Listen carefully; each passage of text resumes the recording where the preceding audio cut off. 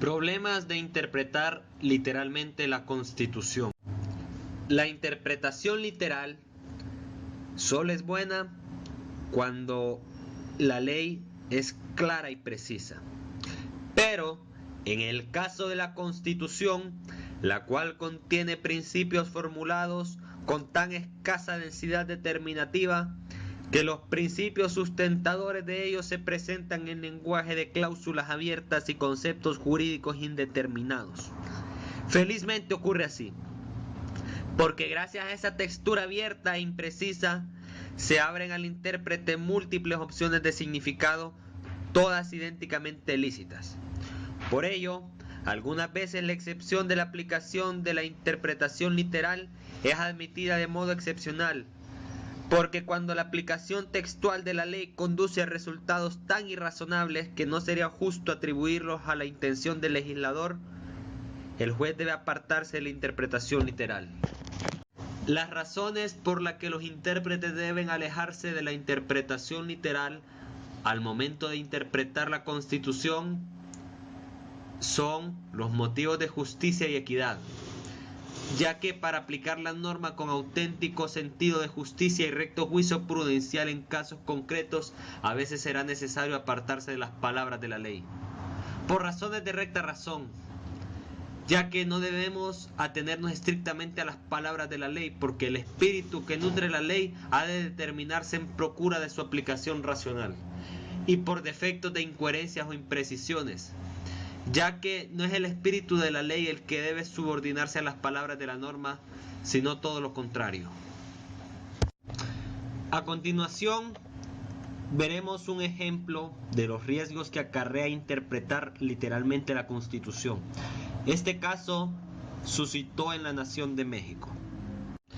El artículo 10 de la Constitución Política de los Estados Unidos Mexicanos nos dice que los habitantes de los Estados Unidos Mexicanos tienen derecho a poseer armas en su domicilio para su seguridad y legítima defensa, con excepción de las prohibidas por la ley federal y de las reservadas para el uso exclusivo del Ejército, de la Armada, de la Fuerza Aérea y Guardia Nacional. La ley federal determinará los casos, condiciones, requisitos y lugares en que se podrá autorizar a los habitantes para la aportación de armas.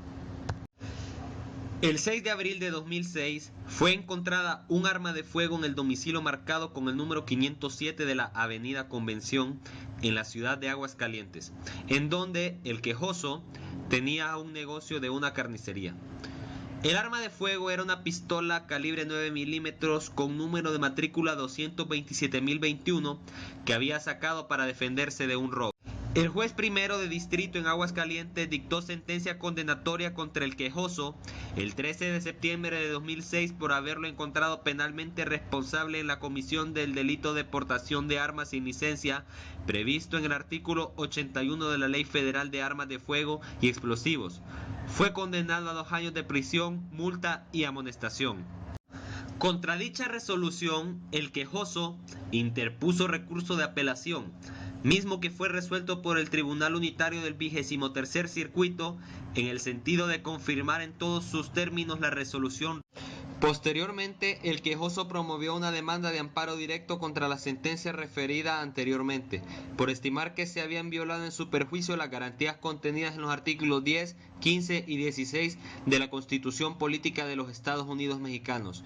El primer tribunal colegiado del 23º Circuito negó el amparo al quejoso por considerar infundados los motivos de inconformidad. Inconforme con lo anterior, el quejoso interpuso recurso de revisión ante el tribunal colegiado referido. En él, el defensor público federal solicitó el conocimiento del asunto por parte de la Suprema Corte de Justicia, solicitando la interpretación directa del artículo 10 de la Constitución Federal. El 18 de abril de 2007, la mayoría de los integrantes de la primera sala de la Suprema Corte de Justicia de la Nación resolvió confirmar la sentencia y negar el amparo al quejoso. El razonamiento central del fallo que emitió la mayoría de integrantes de la primera sala de la Suprema Corte de Justicia puede presentarse de la siguiente forma. En primer lugar, El artículo 10 de la Constitución Política de los Estados Unidos Mexicanos no define lo que debe entenderse por domicilio, ni tampoco los requisitos que deben reunirse para el efecto de que los gobernados puedan ejercer el derecho de poseer armas para su defensa. En segundo lugar, la Ley Federal de Armas de Fuego y Explosivos en los artículos 15 y 16 establece como concepto de domicilio para efectos de la posesión de armas aquel donde se encuentran los moradores, o sea, los que habitan o residen de asiento en un lugar, donde las personas físicas tienen su lugar de residencia permanente para sí y sus familiares. Tomando en cuenta lo anterior, podemos entender el concepto de domicilio como el lugar donde se habita. Por tanto, no puede considerarse domicilio una negociación mercantil dentro de los términos del artículo 10 constitucional. Vemos lo que sucede cuando interpretamos literalmente la Constitución.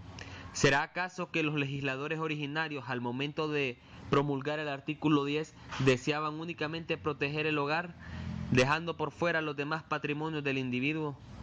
Juzgue usted. Por eso hablamos de la necesidad de practicar una interpretación orgánico-sistemática. La interpretación sistemática u orgánico-armonizante es la que atiende a la totalidad de los preceptos de una norma. Es una fórmula que descarta la interpretación aislada de un precepto jurídico. Ninguna cláusula puede ser interpretada solidariamente si se desconecta del todo que compone. Cabe entenderlas integrando las normas dentro de la unidad sistemática de la Constitución, comparándolas, coordinándolas y armonizándolas de tal forma que haya congruencia y relación entre ellas. Gracias por su atención.